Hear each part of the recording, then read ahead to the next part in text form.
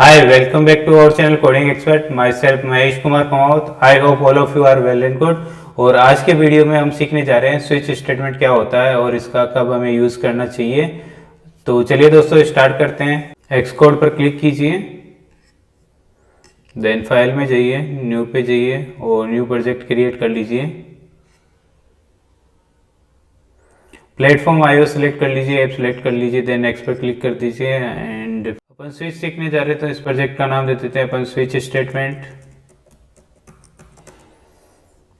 Next पर click कर दीजिए. जिस भी फोल्डर में सेव करवाना हो वो फोल्डर सेलेक्ट कर लीजिए, देन क्रिएट पर क्लिक कर दीजिए. तो चलिए व्यू कंट्रोलर क्लास में चलते हैं. सबसे पहले अपन ये देखते हैं स्विच होता क्या है. जब आपके पास में बहुत सारे ऑप्शंस हो और एक आपको ऑप्शन एग्जीक्यूट करवाना होता है तो हम स्विच का यूज़ करते हैं. स्विच क्या है बेसिकली, अपन बात करें अगर अपने जनरल लाइफ के अंदर, तो जैसे आपके घरों में लाइट के स्विचेस वगैरह होंगे, जो स्विच बोर्ड में आपके पास में 4-5 ऑप्शंस होते हैं. एक स्विच से आपका फैन चलता है, एक से आपके लाइट चलती है और एक से आपका जैसे फ्रिज वगैरह चलता है. तो डिफरेंट स्विच होते हैं. आप जिस भी स्विच को प्रेस करोगे तो वो क्या करेगा, पर्टिकुलर ऑपरेशन परफॉर्म करेगा. तो यहाँ पे क्या है, सेम ऐसा ही कॉन्सेप्ट है स्विफ्ट के अंदर स्विच का भी है. तो जैसे अपन अगर बात करें कि अपन एक कैलकुलेटर बनाने जा रहे हैं तो उसके लिए क्या होगा कि अगर एडिशन वाली जो एक्सप्रेशन अगर आपने यूजर ने क्लिक किया 3+2, अब आपको क्या करवाना है, यहाँ पे एडिशन करवाना है. तो इसके लिए कौन सा ऑपरेशन एग्जीक्यूट होना चाहिए, एडिशन का. अगर यूजर ने प्रेस किया 3×5 तो आपको क्या करवाना पड़ेगा, यहाँ पे मल्टीप्लाई. तो कौन सा ऑपरेशन एग्जीक्यूट होना चाहिए, मल्टीप्लाई का. तो इस टाइप की डिफरेंट टाइप्स के ऑपरेशंस परफॉर्म करने के लिए बेस्ड ऑन कंडीशंस के बेस पे हम डिफरेंट ऑपरेशंस परफॉर्म कराने के लिए स्विच स्टेटमेंट का यूज़ करते हैं स्विफ्ट के अंदर. तो ये तो हो गया स्विच क्या होता है स्विफ्ट के अंदर. और अब देख लेते हैं कि स्विच का जो सिंटैक्स होता है वो क्या होता है. तो चलिए दोस्तों स्टार्ट करते हैं.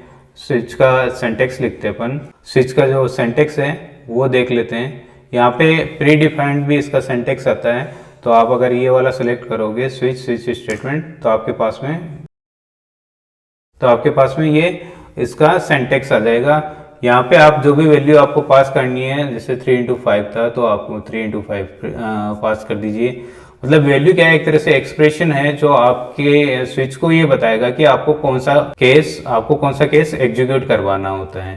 तो ये अपना है स्विच स्टेटमेंट का सिंटैक्स. तो ये तो है अपना स्विच स्टेटमेंट का सिंटैक्स.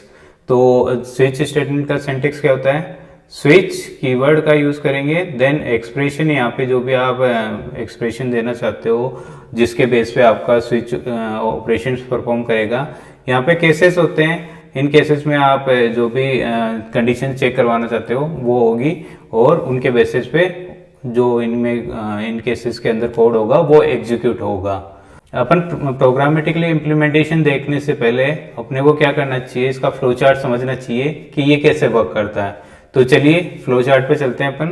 तो देखिए ये जो आपकी जो सिंटैक्स अपन ने देखा कि उसके अंदर स्विच कीवर्ड यूज किया, देन अपन ने एक्सप्रेशन पास की और उस एक्सप्रेशन के बेस पे क्या होगा वो चेक करवाता है, मैच करता है कि क्या ये केस एग्जीक्यूट हो रहा है. जैसे मान लीजिए आपके वीक में 7 डेज होते हैं, तो अपन जैसे अगर बात करें वीक के अंदर 7 डेज होते हैं, अगर उनकी कंडीशंस अपने को चेक करवानी पड़ेगी आज वीक का कौन सा डे है, तो अपन क्या करेंगे, जैसे अगर एक्सप्रेशन में 1 पास किया और उसको अपन मंडे लेते हैं तो केस में पहले केस में आया, मैच किया उसने कि क्या 1 है, ये केस 1 है, तो क्या करेगा, कोड ब्लॉक एग्जीक्यूट करेगा मंडे का और उसके बाद में जो भी उसका कोड एग्जीक्यूट करके स्विच टर्मिनेट हो जाएगा. देन अपन ने चेक किया, अब उसमें एक्सप्रेशन में अपन ने पास किया 3, तो 3 क्या होगा, मंडे था 1 का, ट्यूसडे का क्या हो गया आपका 2 और वेडनेसडे का 3 हुआ.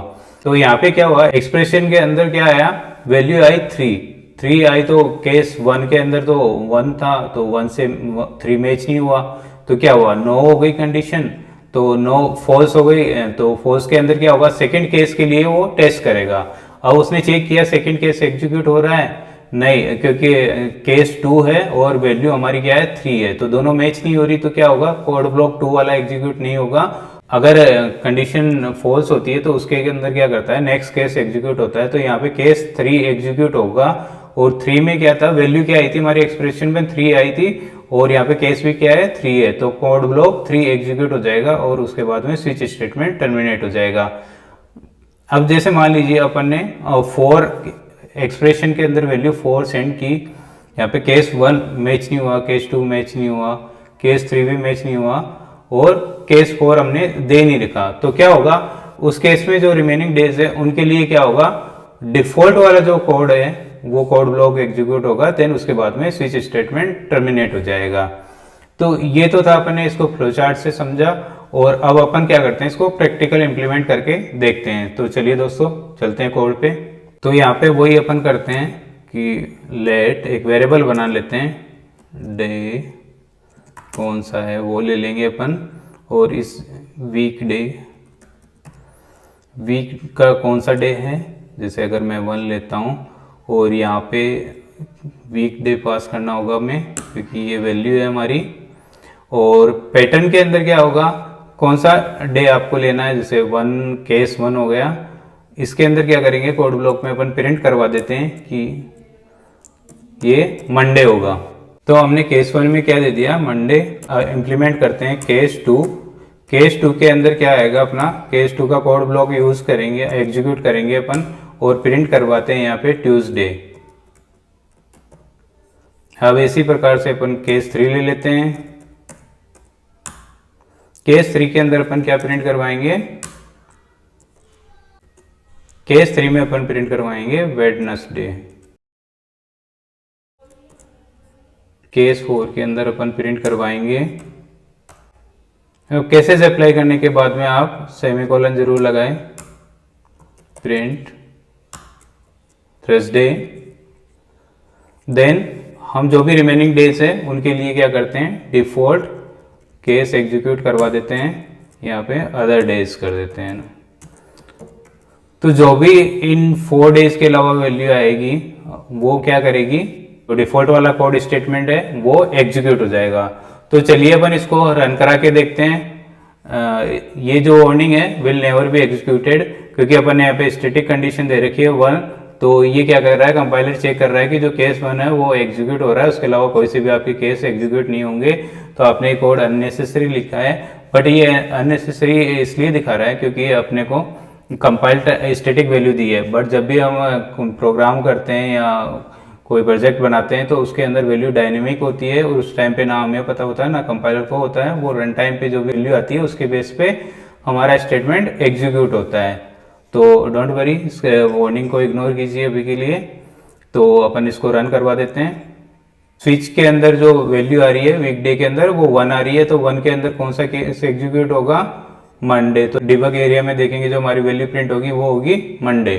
तो आप डिबग एरिया में देख सकते हो यहाँ पे मंडे प्रिंट हो गया है, तो कौन सा केस एग्जीक्यूट हुआ है, 1 वाला केस एग्जीक्यूट हुआ है।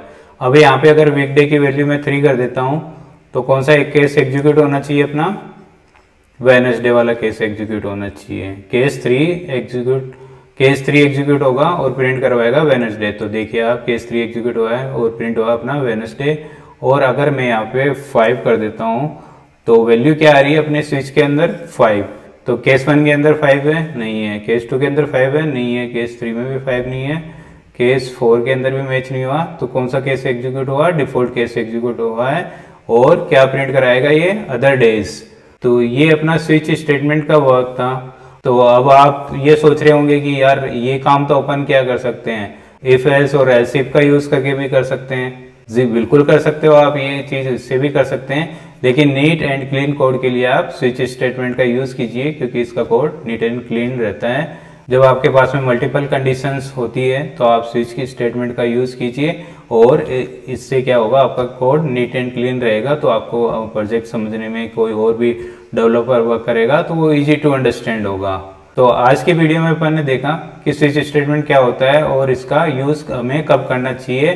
तो मैं आशा करता हूं कि आपको ये वीडियो अच्छा लगा होगा, तो लाइक कीजिए, शेयर कीजिए और हमारे चैनल को सब्सक्राइब कीजिए, साथ में जो भी आपके फ्रेंड्स iOS एप्लीकेशन डेवलपमेंट सीखना चाहते हैं उनको भी ये चैनल शेयर कीजिए, ताकि उनको भी इसका बेनिफिट मिल सके और वो भी एक अच्छी कंपनी में जॉब कर सके। तो थैंक यू गाइस, मिलते हैं नेक्स्ट वीडियो में।